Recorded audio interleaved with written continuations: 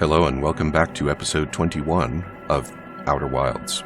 I'm Vic and you're watching yet another Let's Play channel. So I did a little bit of poking around in between episodes, and I don't think I can get to the North Pole from here. So I guess what we're going to do is we're going to go to orbit some other planet and see if we can get there from there. Yep, why not? I think we've tried it from here, but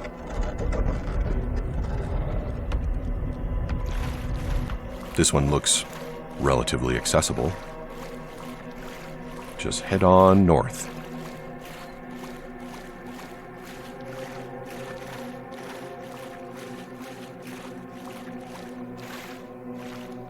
It's interesting that the oh, look at that. That doesn't look very accessible, does it? Okay. Well, we'll try a different one then.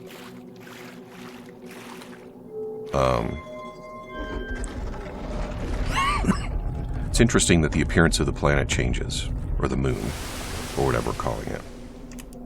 And now we are... That's where we were before.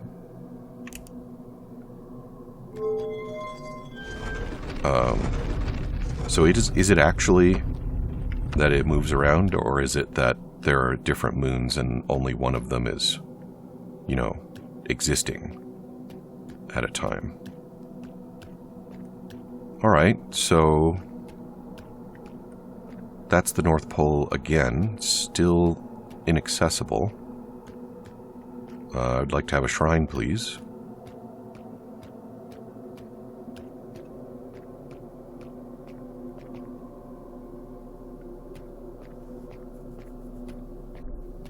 It's a shuttle. That's not what I was looking for.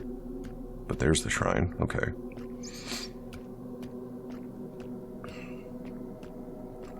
I'm not entirely sure if there is anything to this part or if it's just RNG.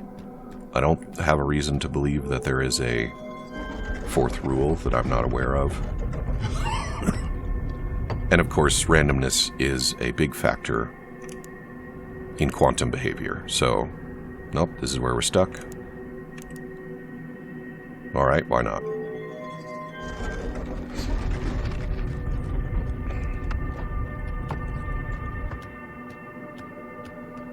So that, once again, is the route to the North Pole, and it is blocked.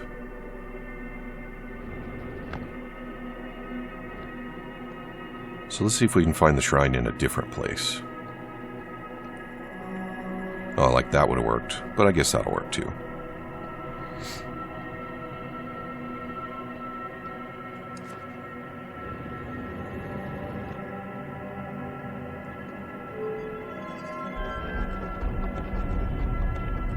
I have to assume that one of these planets is going to give me access to the North Pole so that I can make the shrine be there. I guess we should try accessing them from different places, right? Maybe that'll make a difference.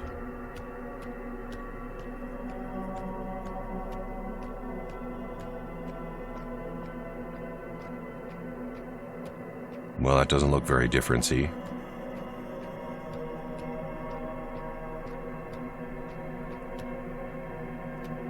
Is this where we came into it before? I don't know.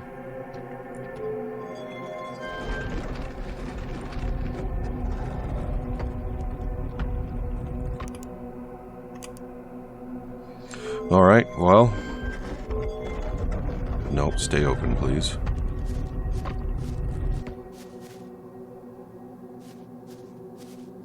Ooh. Oh, we have access. Now... Be there. Okay, North Pole. This is it. We're going to the eye of the universe.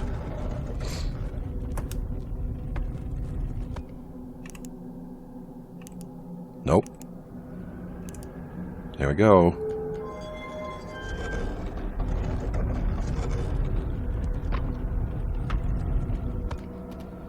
And here we are, outside the shrine. at the 6th location.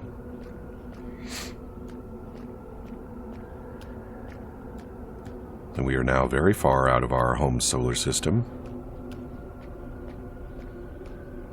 in a frankly unknown section of deep space,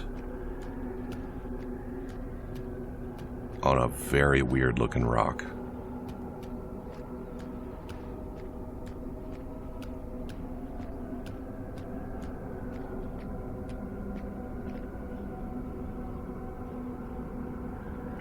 Well, why not?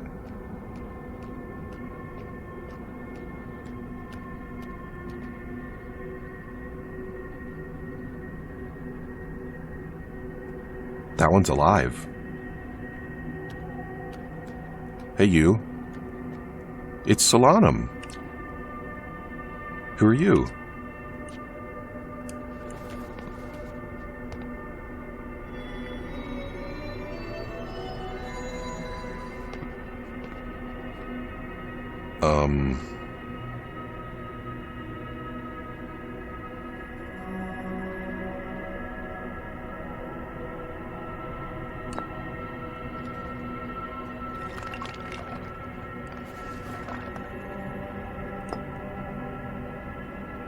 Oh.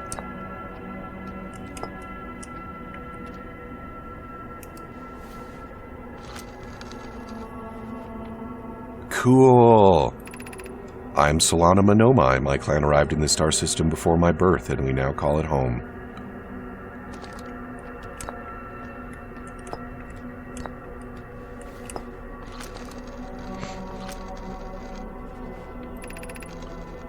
I am on my first pilgrimage to the Quantum Moon. All Nomai and my clan make this journey when we come of age. Even though the Eye cannot be reached from here, the Quantum Moon remains special to us, as it carries us nearer the Eye than any other place we know. I've journeyed here to be close to the Eye. While the Eye is obscured from our sight, we can see the Quantum Moon's reflection of the Eye in the sky above us. Oh, okay.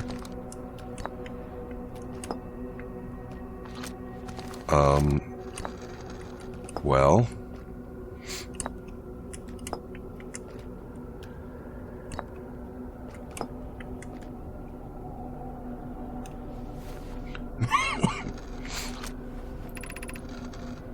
I've never met one of your kind before. It's an honor to speak with you. I particularly admire you for your eyes. Well, aren't you sweet? There are many questions I would ask if I could comprehend your language. You have my gratitude for understanding mine.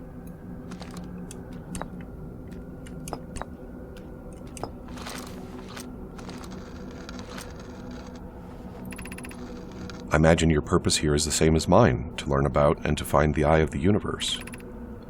I am unsure how you arrived here, however. Perhaps you came from another star system, as my clan originally did?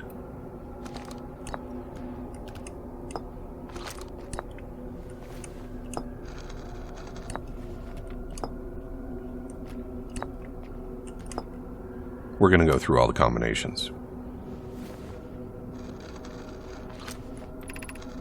This is the Quantum Moon, where we both are standing. Despite also orbiting other celestial bodies, the Quantum Moon is the eye of the universe's moon. Okay.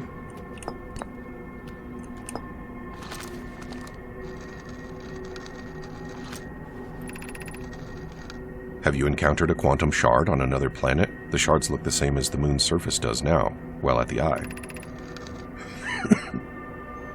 From this, we can reasonably infer the Quantum Moon's natural state is as we see it now, and that the eye is its primary location. Oh, was there... Given the Quantum Moon is the eye's moon, it is likely that any characteristics the moon exhibits are also exhibited by the eye itself. The Quantum Moon and its shards, for instance, are quantum. Thus, the eye is likely also quantum. In fact, this moon is probably quantum because its proximity to the eye made it quantum. The same way that areas surrounding quantum shards that landed on other planets eventually become quantum too. Okay, so it's like, it's strange matter.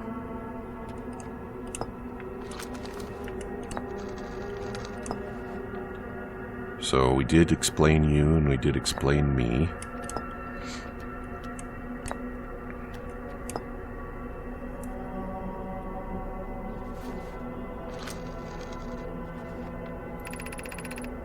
We are orbiting the eye of the universe now, although we cannot see it, only the quantum moon's reflection of it.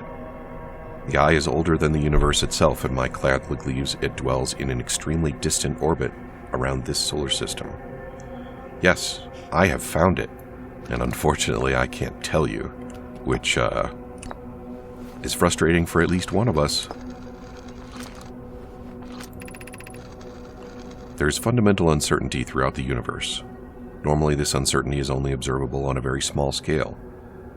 As one approaches the eye, however, that uncertainty grows enormously. Why is it sometimes given me a... The quantum moon probably exhibits macroscopic quantum behavior because of its proximity to the eye. Shards that broke off from the quantum moon have a similar effect, as I imagine you've seen elsewhere in the star system. Conscious observation forces a quantum object to collapse to a single possibility. But what would happen if a conscious observer somehow entered the eye itself? Over time, this has become my clan's greatest question.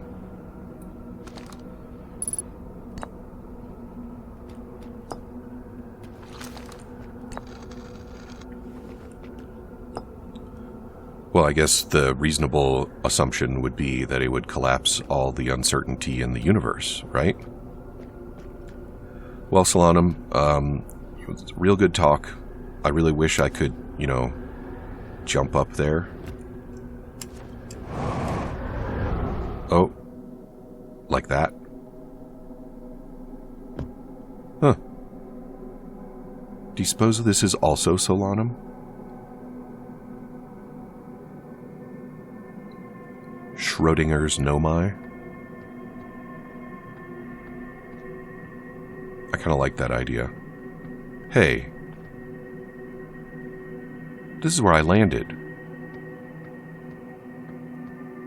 Where's my damn ship? Huh?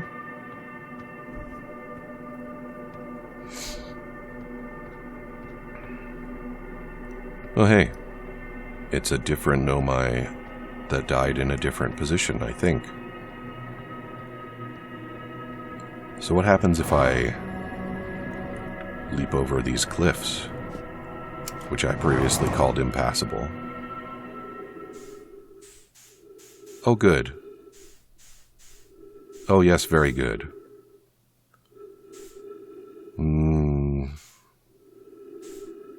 I guess I shouldn't have been surprised by that. Why is my ship over there? Where is my ship? It's very close to the sun. Why is it that close to the sun?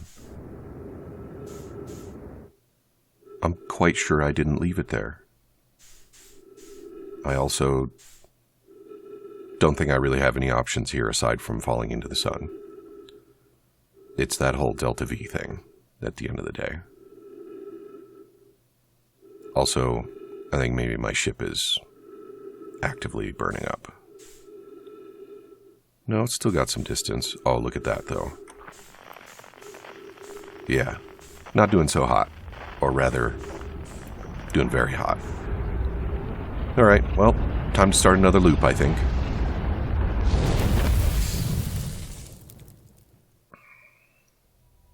Alright, so we found our way to the quantum moon, and we got very close to the eye of the universe, but we didn't actually arrive there. Which saves us from being at the end of the game. But now we have a new question, which is, how are we going to get to the eye of the universe? Because that has to be where the game ends. Right? Bachoom. The quantum moon disappeared while we were blinking as we woke up.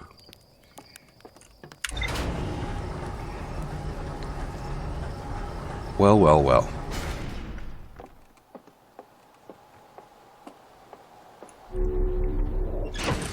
What else we got?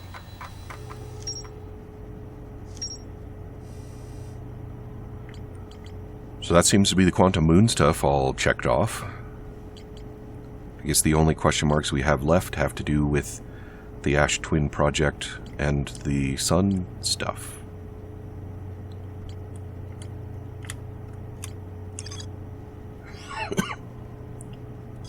You know what? I want to go back and look at those photos again. I want to see what that shadow in front of the sun is all about.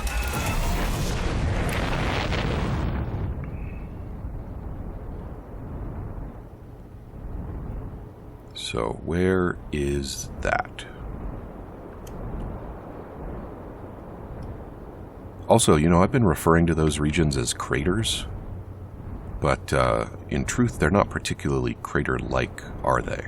I mean, this one at least has a lip. But the one that we live in, there's no lip. Here we go. It's just a weird little divot carved out of this weird little planet.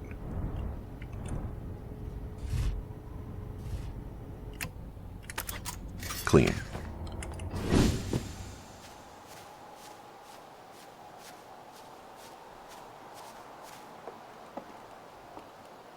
Yeah, so we got photo. This one is from a very high angle, 248 degrees. We got this one, which looks like it might be near the plane of everyone else's orbit. We've got this guy, who is certainly not instrument error. And we've got this one. So let's check here. We've got Brittle Hollow, Dark Bramble, Timber Hearth, Giant Steep, the Hourglass Twins, the Quantum Moon, the Interloper, and a rather inappropriate shadow here.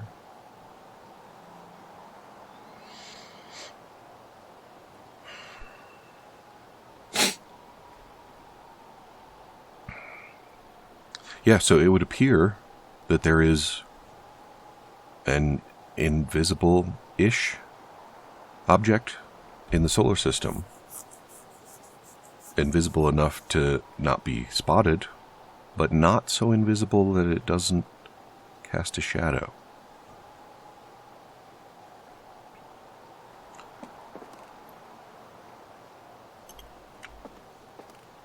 So I guess I could just take to space and see if I can find the shadow. If I can find the shadow, I can zero in on it.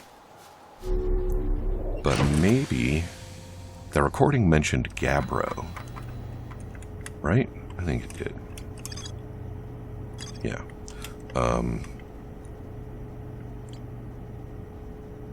So where the hell is Gabbro? Is there somebody that can tell me where Gabbro is?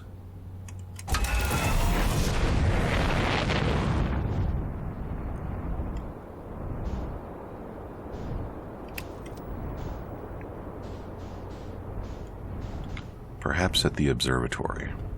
So now let's attempt something that we've never done before.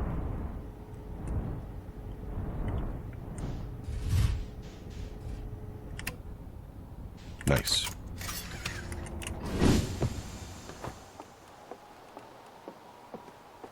And everybody's gonna be like, that was a really short trip.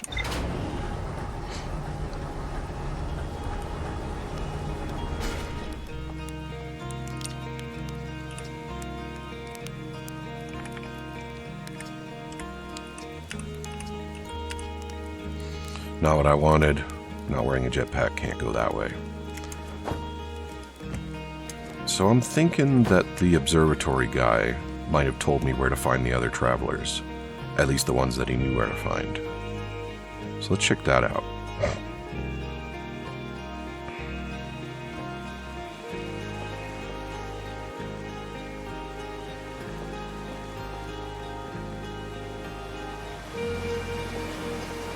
What do you suppose the computer in my ship is made out of? Everything else seems to be made out of relatively primitive stuff like wood and ropes and so on. I guess I have the tinned marshmallows. Which suggests that there might be some crops and refining going on. That's not immediately obvious. But the computers have, like, plastic-looking stuff and so on.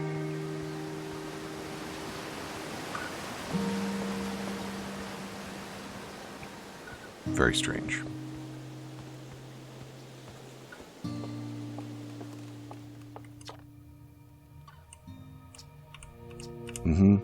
Where are the other travelers? Gabbro is on Giant Steep. Good. I already told you about Feldspar and you don't care, so fine. I mean, I know he cares, but, like, what am I going to do? Tell him every time I die? Nobody's going out there to rescue him until after we deal with this time loop.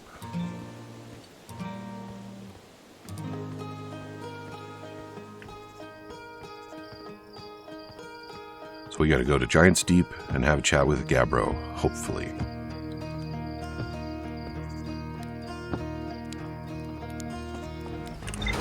I've had really mixed results with telling people about things and getting something useful out of it.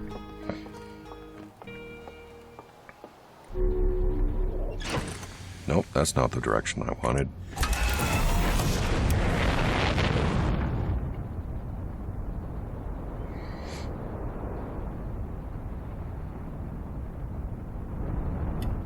Certainly not a complaint, not really, because this game is obviously quite deep already. But it would be fun if the locals reacted a bit more to my comings and goings and their relative weirdness. The guy by the campfire does react some when I tell him stuff about things that can't be true from his perspective, like how I die over and over again. But it would be fun to see folks saying, like, hey, did you really just, like, take off and then land 2 minutes later? Alright, that's not the one that I want. I'd like the other island. I would also like to avoid the islands getting stuck one on top of the other. Is this it? Maybe?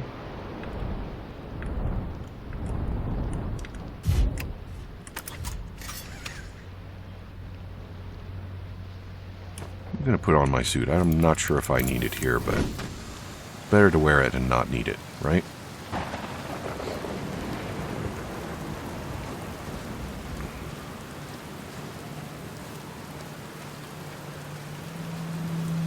Oh yeah, look at that. He's the one from the photo.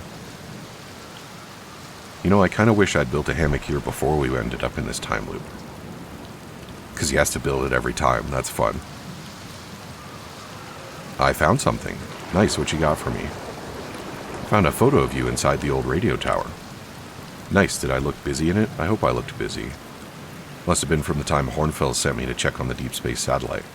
They thought old Spacey might be malfunctioning, but I couldn't find a single thing wrong with it. Which is probably how it got a shot of my beautiful, behelmeted face, come to think of it. I always thought it was kind of sweet that the best way to find old Spacey is to use a map that's generated by the satellite itself, isn't it? It's like inviting us to visit. Why'd Hornfels think it was broken? Dunno, Hornfels probably told me why, but Hornfels tells me lots of things, and sometimes I tune out. Or pretend there's signal interference and I can't hear them. So he doesn't know.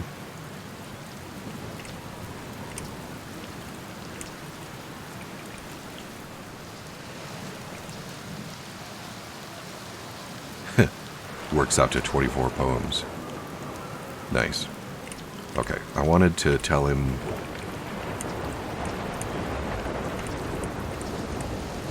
I have a map? Yeah, the one that's standard with all our spacesuits. The one you have with you at all times that opens as a press of a button. That map. You didn't get conked on the head by a rock or a meteorite or something on the way here, did you? No shame in that. Happens to me all the time. In case you were hit especially hard, don't forget that you can jump into your ship and use your solar system map to lock on to any astral body. It's the easiest way to visit old Spacey, too. Alright. Well, that makes sense. That would be an easier way to find the shadow than,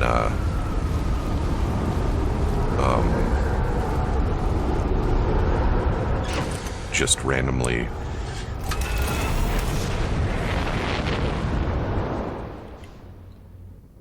quickest trip to orbit ever. Now about that Spacey. There we go. Yeah, easier than just randomly flying around to the solar system and hoping to find the shadow. I guess what we can do now is just watch the sun as we go.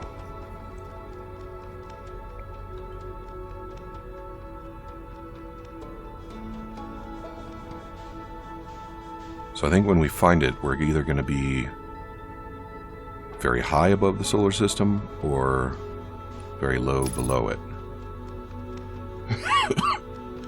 Which, you know, if I was a celestial body that was trying to hide from detection, would be where I would hang out also. Except,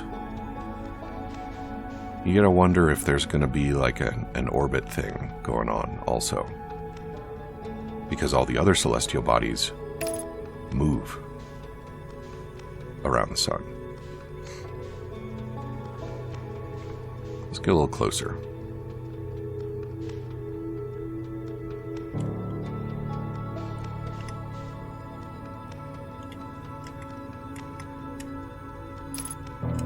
That ought to be good enough. So last time we did this, we arrived right before the supernova. I think we have a little bit more time now, but I don't know how much.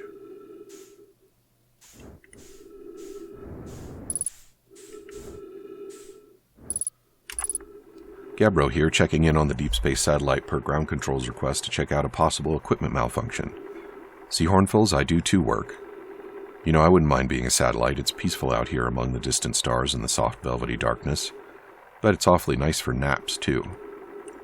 Oh, right, the lens. Alright, little satellite, let's see what the trouble is. Huh, everything looks A-OK, ground control. No dust or scratches on the lens, and no evidence of sparking or violent explosions. Guess that rules out an equipment malfunction after all. Hear that, pal? You're in great shape. Keep up the good work out here. Oh, look at that. It's got a reading. And the reading I want is like 350, I think. Tell you what.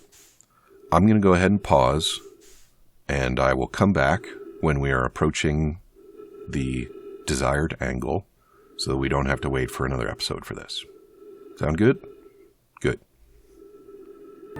Okay, so here it is. It's coming into occlusion now. Turns out it wasn't at 350. It's at approaching 40 degrees.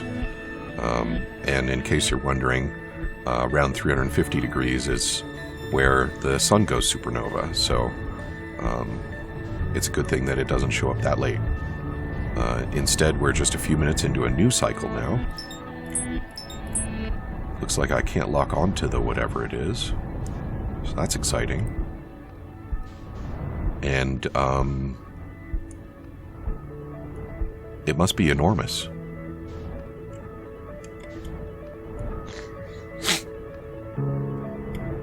But we are going to go, and we are going to get there, and then it's going to be the end of the episode. So that'll make for a lovely little cliffhanger. I do love a good cliffhanger. Nope, still can't.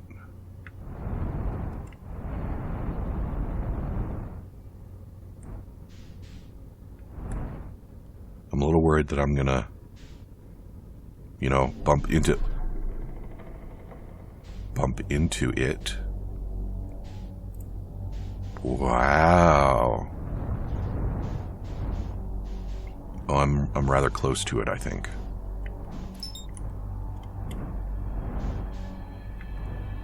Well, yeah, let's just go and land in it, right? Straight up UFOs? Sure. Oh, no. Okay. Well, we got some new music. We got some new aesthetics. Whatever this is, it's not Nomai.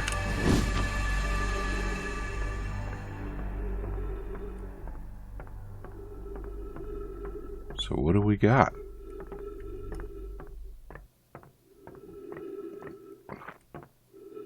Unknown language, yeah. Looks rather old. Worn.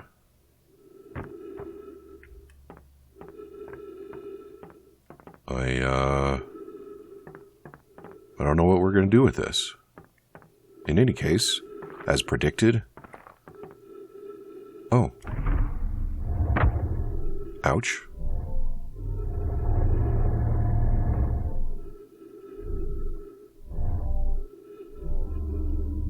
Oh. Okay, we got a light puzzle. Alright, well, anyway, as predicted, we are all out of time for episode 21. So come back and see me again in episode 22, and we will solve some light puzzles, I guess. Talk to you soon.